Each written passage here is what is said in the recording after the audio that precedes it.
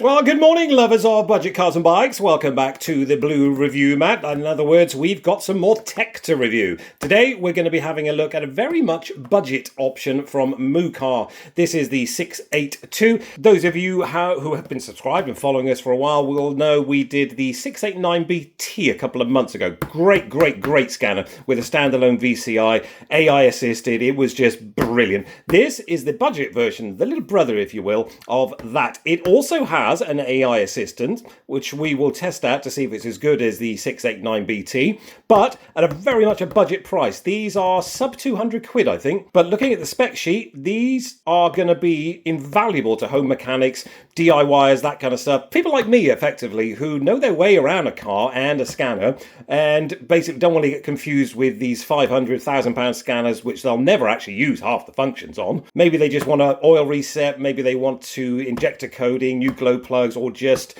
generally check for codes. This could be your go-to, the MUCAR 682. So we'll do the intro and we'll get it unboxed.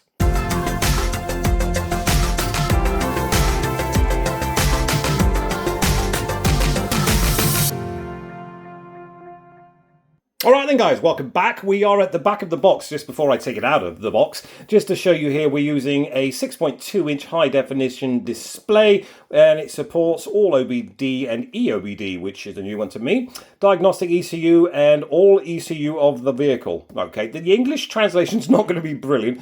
Compatible with 100 plus car brands and over 100,000 vehicle models. I always question that. I think this had the same thing on the MUCAR 689BT we were talking about. Are there 100,000 different vehicle models on the planet? I really don't think so. So I'm not quite sure why it says that. Capable of reading DTCs, clearing them, reading live data, and action testing and maintenance. As I said, this isn't going to be a super complex little kit here. It's just going to be very basic setup, but it'll do everything you need. Anyway, let's get it out of the box. And there she is, the star of the show, as they say. There's the little instruction manual up there as well. I said a little user guide, mostly in languages, but if you need it, it is there. These things are incredibly intuitive, so you shouldn't have any problems at all. But if you need to, there is no doubt a QR code in there as well, where you can have a look at the user manual online if you prefer. But that is the screen, a 6.2 inch full high D. Actually, no, it didn't say full high D, it just said high D. So we'll check that out in a sec. Right, let's get this out. So really not much to shout about here, guys. We've got the unit, we've got the VGA lead over here. So basically one side fits in your OBD2 port, that side fits into the top of here. And there's your data transfer, i.e. charging cable, because they kind of utilize both aspects there. That is the screen there. Looks like we're going to have touchscreen and a little jog wheel at the side here. So let's get this started up for its first startup and see how quickly it gets into the user interface. The usual MUCAR logo there. We've literally just pressed the button. I would think this is going to be under a minute, I would hope to say, to get us into the user interface. There is no serial number or activation code that I could see, which is a good thing. I don't like it when you have to kind of register your life away and give them your email address and an activation code and all that kind of buggery. While this is doing this, I will stick a list of specs in all the way down here, including any subscriptions, that kind of stuff. And then you can obviously pause that and have a little look. It makes things just a little bit easier. Right, usual stuff. Start. We'll go to English. It's not the quickest thing I've ever seen in the world. We're going to have to get rid of all that. I wonder if there's a drop-down menu. Yes, right, so we can, there you go, it's as simple as that. The brightness isn't massively bright. It might look like it is on camera, but looking at this in the real world, the screen is a little bit dull, I have to say. But they've done that thing that, as I said before, I'm sorry to keep going back to the 689BT, but they've got this really simple to understand kind of menu system over here. It was basically, you press each one of these. If we just press that one there, it'll tell you what that icon is and what it does. And then we go on to the next one. It'll tell you all this kind of stuff down here. So it really couldn't be any simpler than it is. Maintenance functions, very similar thing. You can have two different sets of icons as well, I believe. If you just press, there we go, just like that. Or you can obviously go back to having it this, yeah, we're in there. There we go. And obviously that scrolls across. But as I said, it's so explanatory here. ABS bleeding, ABS pump to push all the air out of the ABS pump. So if you didn't know, say, what that one was, it's the air suspension matching, and it'll tell you what that does, which is brilliant. That's the maintenance. I wonder, are there any well, we're not going to know if there's any upgrades because we're not connected to the internet just yet. There's your your remote support up there as well. If you've got some problems that you just can't get past, that's where you would go. We'll click that just to have a little look. There you go. Network connection failed. We'll get that done with the Wi-Fi in a second, and then we'll get back to it. More? What's in more? We've just got settings, online servicing, user manual. As I thought there, it's an e-manual, which is really, really useful for people that just prefer it that way. OBD fault code library, which again is very useful. If you get a P2042 and you just don't know what it is, you just type it in there and it'll tell you. Right, coverage list, we're not interested in that. Gadget, okay, Chrome. Okay, well, yeah, I didn't expect to see much in there, to be fair. Remote assistance, as we were saying, that is part of that there. Or you can have this little setup here if you prefer those kind of icons. So that's it, guys. That's the user interface so far. We're going to get it connected to the internet, and then I will do everything I need to do. I won't bore you with all that. If there's anything that I think you need to know about, I will, of course, let you know. But I'm going to basically put anything in here that I need to put in. It looks like it's just the Wi-Fi at the moment, and then we can get out to the car and put this through its paces. We're going to use the J10 Nissan Qashqai because that's our go-to, and we're going to see if this new MUCAR 682 budget option, shall we say, is up to the job. Right, let's get the Wi-Fi done, get out to the car and do some tests. Okay then, guys, we are in the J10 Qashqai as usual with these type of scanners. We are basically trying to do an auto VIN. I hope you just saw that. It will never do it because basically it's the car. It's not the scanner. It's the car's fault. It's never done it apart from on the Think scan we did a couple of weeks ago. That actually managed to auto read the VIN. First time ever. Anyway, it's going to ask me to enter the VIN manually. I'm going to do that and then we'll cut back in, guys. So as you can see, I've just put the VIN in there. It's not very complicated, guys. You just have to do it yourselves. Yours probably won't have this kind of problem. You'll probably just plug it in and the very first thing it'll do is a VIN scan. It'll tell you what your car is and then you'll be good to go. If you do have a problem like this, it's very simple. You just press the manual input and then you press OK and it will tell you what your car is. In theory, let's just hope that works out the way I expect it to. Now, this is one of the reasons I don't like cables. You get constant power, which is a bonus, but you don't get a cable, a hook at the back. You have to dangle it over the steering wheel. I don't like that. So there's a positive and a negative, obviously, of having a cable. One, you don't run out of battery, of course. And two, the opposite of that is that you have to dangle it off the steering wheel like this, which isn't ideal, but what can you do? It's told us it's a Nissan Qashqai, and it's asked us if we got a GTR, which, of course it is, yes, why wouldn't it be? Anyway, we're in the menus for the Nissan. We can manually select here. Okay, that's interesting. It's asking us where we are. So we will say we're in Europe. Let's see if we can find Great Britain down here. And we've got to go all the way to the bottom. And we will have a look at system selection first, basically, to get us underway. So basically, if you've got a problem with your ECM, your engine control module, your ABS, your instrument cluster, your BCM, anything like that, you can basically isolate each one of those. You don't have to go through all of them. You can have a look at the module information, get a part number, which is always useful, read the fault codes, clear the fault codes, do an actuation test here as well. So if you've got a problem with your headlamp washer, your sunroof, something like that, you can actually ask the scanner to activate that from this unit here, obviously, while you're outside the car. So you can watch to see for any kind of problems, which is incredibly useful. That's what bidirectional is, basically. And obviously, if you've got a problem with your airbag, you would go into here and it should give you a couple of options of what to do there, what to look for, read the DTCs, that kind of stuff, and clear them. As you can see, clear fault codes, module information. Not sure it'll give me a part number. ECU disc, yeah, because obviously it's an airbag and it probably doesn't know what the part number is for that because obviously all cars are different. Hope that's explained that little section there. Let's have a look at a health report while we're here. Now that might just... yeah, it looks like it's going to do all the modules we've got in the car as opposed to just checking every module that it can kind of thing. Because sometimes on a smart diagnosis, it'll go through literally 100 different modules and then it'll just say, you don't have it equipped, you don't have it equipped, which is a bit frustrating because you've got to wait for it. But on this particular check here, it'll only check for the stuff we've actually got that it knows that we've got. We don't have any faults, of course, so it won't come back with any kind of negatives. I just wanted to show you what it does. These generally take, I mean, we've got, I think, 14 modules that it can scan through here as an average. It normally takes around about 30 to 40 seconds. We'll see if this is as quick as the others or slower.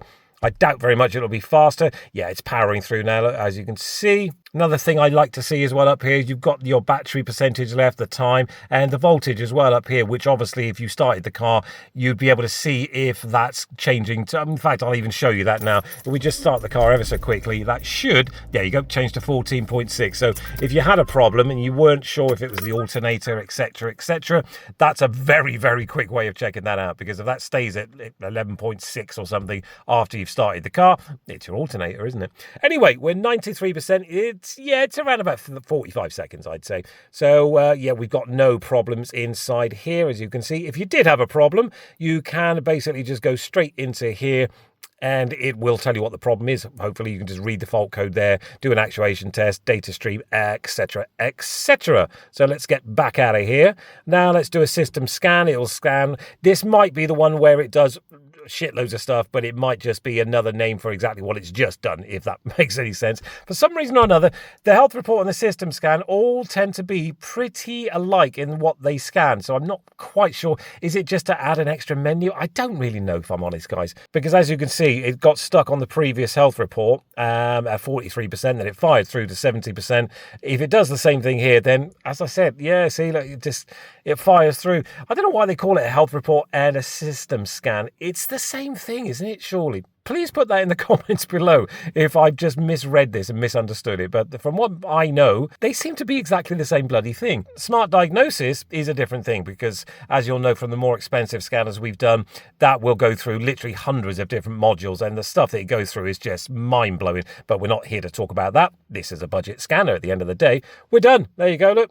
Exactly the same as the last one, wasn't it, really? I mean, if you're wondering what CAN means, it's the CAN bus system, basically. Everything that's connected together through a kind of a main hub, as it were. But it is bloody slow on this one, so I'm assuming it's doing something slightly different. And once again, it gets stuck around about 43%, so that's 3 scans that have all done pretty much the same thing.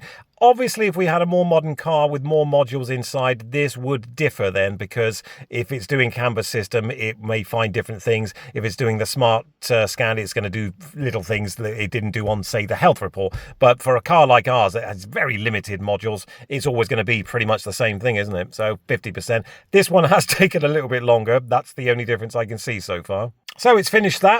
One thing to note, it had a little pause button down here, and I pressed it at one point and it did absolutely bugger all. In fact, I'm not quite, yeah, there you go. The touchscreen isn't what you might call super responsive. I mean, bear in mind, this is a value option, as it were, but it's not incredibly responsive, and we seem to be kind of stuck here, but we've got to go all the way back over here, which is a bit of a ball ache. I wanted to get back to the main screen if possible, and there's no kind of home button per se, which is a bit annoying. So we've got to do all of this just to get back. Yes, I'd like to get back to the home screen. I mean, obviously, as I said in the shed earlier on, all of this is kind of explained to you here as well. We'll have a little look at diagnosis while we're here. Recent, I wonder if we'll be in there. That's a shame, because now we're obviously going to have to, even though we put the VIN in, we're going to have to go all the way down to Nissan by the looks of things. In fact, if we just press N down here, we should get there a little bit quicker. There we go, Nissan. If I sound a bit snotty as well, guys, I do apologise. It's the hay fever. For the first time in my life, I'm suddenly suffering from bloody hay fever, which is a new thing. So on top of everything else, as you get older, you got that to look forward to. Common special functions. I got a feeling this is going to be the same sort of thing. Oh, well, that's helpful. Manually select then. Let's have a little look in here. And it's the same thing, guys. I'm not going to bore you with that. It's exactly the same bloody thing, isn't it, basically? Diagnosis is the same as auto search, I guess. OBD will be exactly the bloody same as well. History of what we've done. We didn't find anything, did we? Right, okay, so that's the car. That is actually quite helpful. Maintenance, let's have a little look in here. We have actually had a look in here. There's not much we can do because we don't need to do any maintenance. We've already looked at that. Upgrades, vehicle diagnosis software, that's irrelevant for us at the moment. We've already looked at these kind of menus already. So effectively, we've done everything we can do. Recent, right, okay, well, that's helpful. Once you've done that part, you can go back into the Nissan. That's much more like it. Obviously, if you go into the VIN section, you'll have a history of the VINs you've put in. Hope this is all making some kind of sense. I feel myself waffling slightly here. So now, interestingly, auto search here says put in the VIN, and manually select does not, which is a little bit curious, shall we say, to say the least, because we've already put in the VIN, haven't we? So yeah. All right, let's get back down to Qashqai. So I wanted to do another system scan, guys, because I'm sure on the box this said, just like the other MUCAR we did, the 689BT, that had AI inside, as in, you know, it came preloaded, as it were, not like the ThinkScan, I think it was, that had Chrome that uses AI. Actually, the other MUCAR we did had a dedicated AI system inside. This, I'm sure, said the same thing, because I remember thinking it's a budget version of that, which is kind of useful for people that don't need all that functionality. I'm going to see if I can find that, so bear with me. While I try to work out where all that kind of stuff is, I'm just going to quickly turn the engine off and show you the data stream, as it were. I collected 3, basically. I just wanted to show you how that works. I've just clicked battery voltage, engine speed, throttle relay, just to show you if you've got a problem with one of your injectors, one of your glow plugs, anything like that, basically, and you want to see a live stream of that signal, this is where you would go. You can change it to a graph. Yeah, there we go. And you can then add stuff to it, as you can see just here. And then, oh, there we go. Look, I love to see a good graph, and it tells you at the bottom as well. So I just wanted to quickly show you that. That's a really nice little setup, actually. One of the better ones we've seen, because you can see the battery voltage, the engine speed, and then you can see down here as well, engine speed and battery voltage. It's a nice little setup, that, actually. For a budget scanner, that works really, really well. And there's the main menu for your data stream there. You can basically click whichever one you want. You can have loads if you want to. Right, let's get back out of here. I want to find this AI. Okay, well, I worked it out, guys. It needed a download, effectively. Well, 2 things. One, I wasn't actually connected to the internet because I forgot to put my Wi-Fi in. So obviously no Wi-Fi, no AI, is there? And there was an update. As soon as I connected to the internet, it gave me an update and it added MUCAR AI. So we'll click into there. MUI Intelligent Assistant. Simple as that. It was my fault. We will pop into here and I will show you that. And as you would expect, here it is. I'm just going to put in engine smoking. Oh, if I can spell that is, bear with me. My fingers are too big for these little screens sometimes. I'm sure you probably get the same kind of problem. Engine smoking. Now it's going to have a little think, and we will, if your engine is smoking, and that's just what I love about MUCAR AI. It is incredibly concise in what it comes back with. It'll tell you what color smoke, what to do if you've got that color smoke, immediate action. It's just so good. I mean, all I did was put engine smoking, white smoke, likely cause, common reasons, what to do, blue or bluish grey smoke, again, black smoke, clogged air filter. It's just so good. I love the AI on MUCAR stuff. It's really easy to use. So that's that aspect of things. Finally, I hope that's helped you out. I mean, I would buy this just for that because it's so bloody helpful. Anyway, that's the in-car testing done of the MUCAR 682. We're going to pop back into the shed and close out the video, and I will give you my final thoughts and tell you whether I think you should buy one and does it offer value. All right, let's go.